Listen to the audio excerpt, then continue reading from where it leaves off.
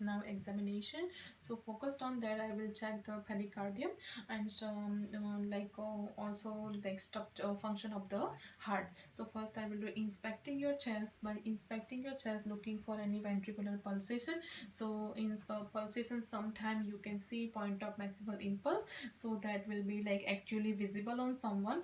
But patient who doesn't have much muscles, or someone who is very thin, very cachectic, in that case I don't see the pulsation. So I'm going to do my palpate with my fingers. I'm going to palpate in multiple different areas. So first I will palpate with my fingers. So I'll right second intercostal space, then I'm moving to the left side, second intercostal space, then third intercostal space on the left side, then fourth intercostal space down there on the left side, and fifth intercostal place. And all the while for thrills, feeling for any heels and who lifts up my fingers, which is like pulsation, that impulse that will be bring my lift my hand up. So I'm feeling again right center right sternal border in second intercostal space, which is like aortic area, and then this is pulmonic area, which is like left side second intercostal space.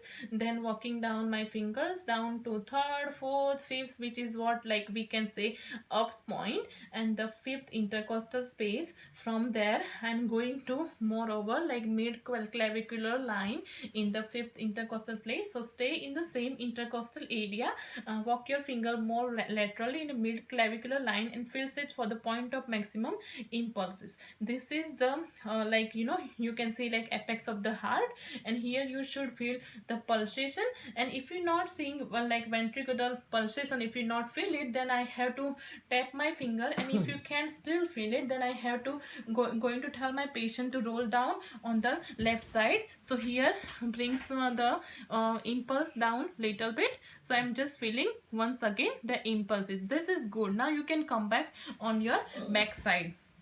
Okay, so now I will do the we not percuss the heart borders anymore, as there is too much like now we will check the good palpation. After that on a man and woman, because in woman the breast tissue coming to the west, so heart borders are not generally percussed to me. So for we going to auscultate your some areas we did with palpation. Now I'm going to start with my stethoscope. I will use the bell and the diaphragm. Okay, so for that I will use my diaphragm on the second intercostal place on the right side.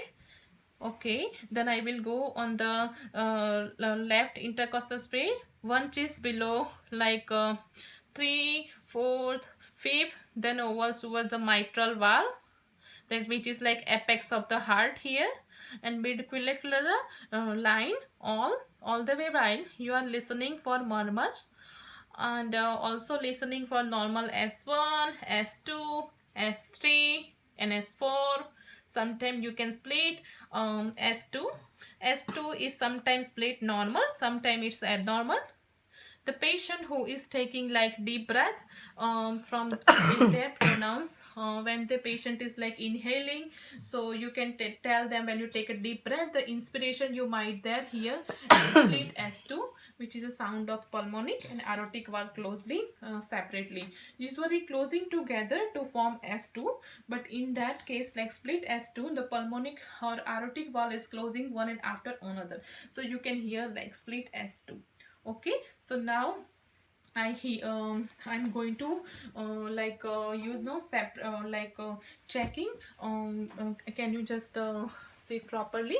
And I'm going to listen like especially attention, paying attention on with my hands.